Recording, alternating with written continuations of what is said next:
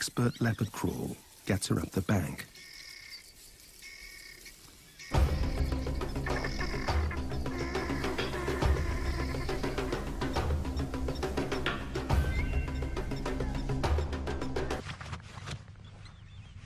It may be another high-maintenance meal, but she's got to take whatever Savuti will give her.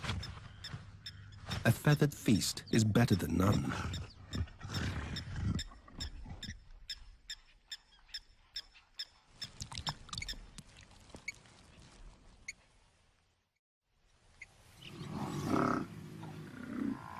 The herd's still in the woodland.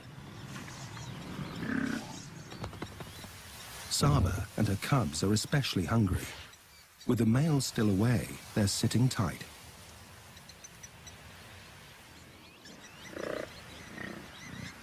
And worse, the nomads step in again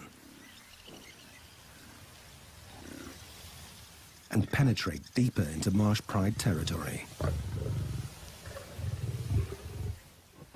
Their confidence is up, and they're headed straight for the herd, this time in full daylight.